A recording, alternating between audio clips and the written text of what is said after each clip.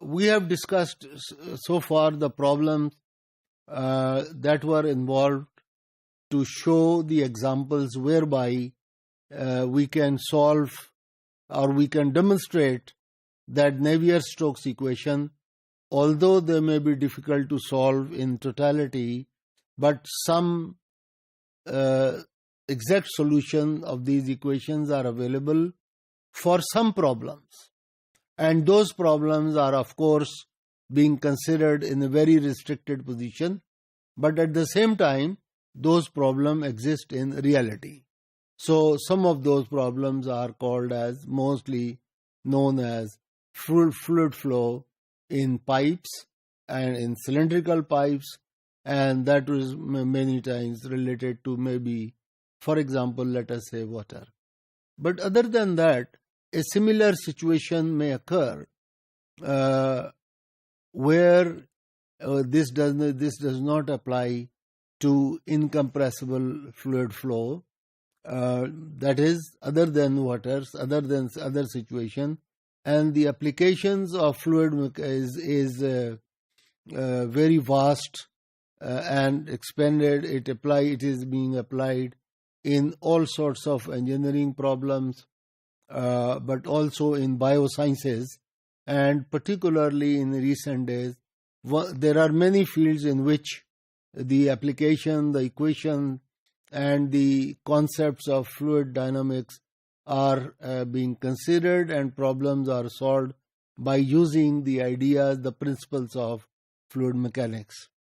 But they are also being applied to problems that are related to, of course, medical sciences. One such problem that has created problem for mankind in the last 50 years or so has been heart-related problem, what we call as cardiovascular problems. And you may be hearing from time to time that people are having a lot of cardiovascular related problem. So a lot of scientists, engineers, and other related people who are interested in this science were involved.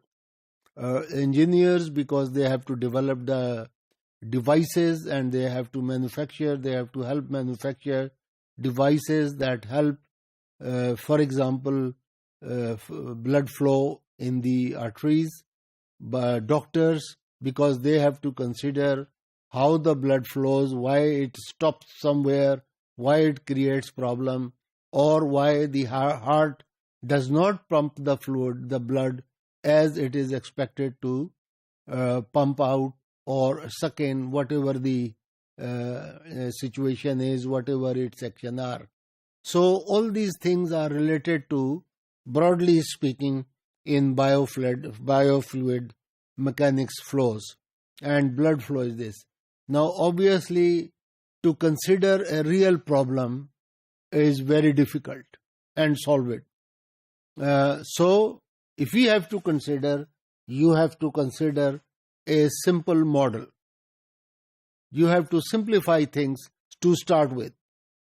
And to start with, we try to imagine that arteries, which are circular in nature, and of course they have large distances in the human body, because the blood flow, the heart has to pump the blood in the whole human body, and while it pumps out, the blood flows out into the body, and then it has to suck in also for the purposes of the cleaning and so on.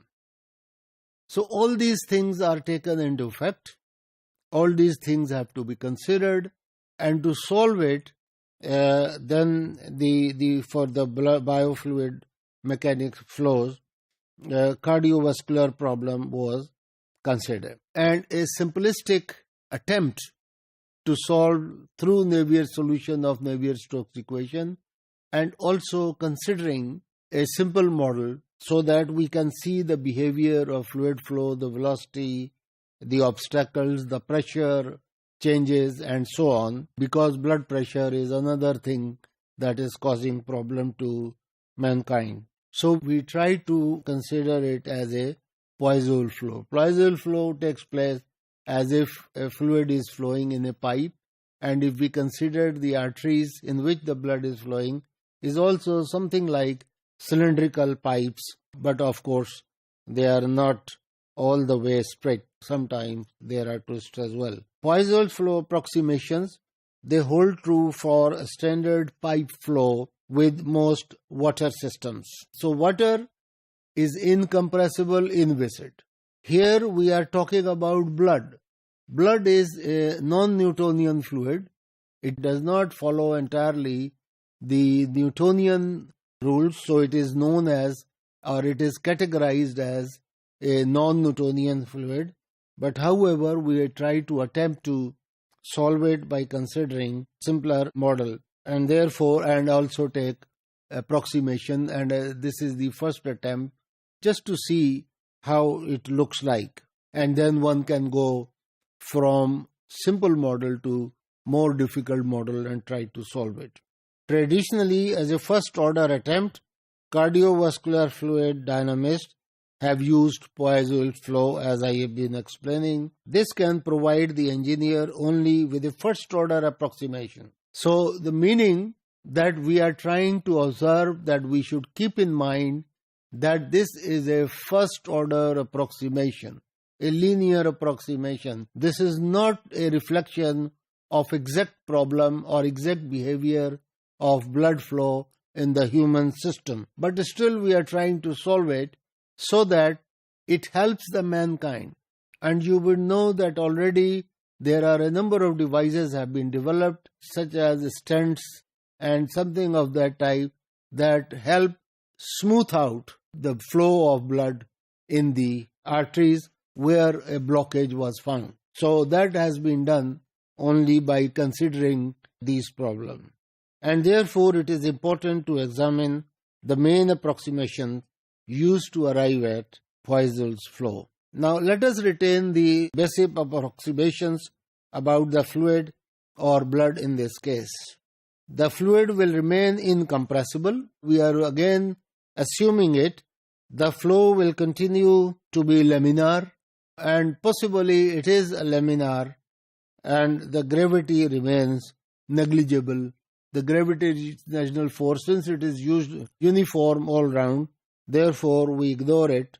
The approximation of fully developed flow will also remain, though in reality this is not applicable in the cardiovascular system. So these approximations have their limitation.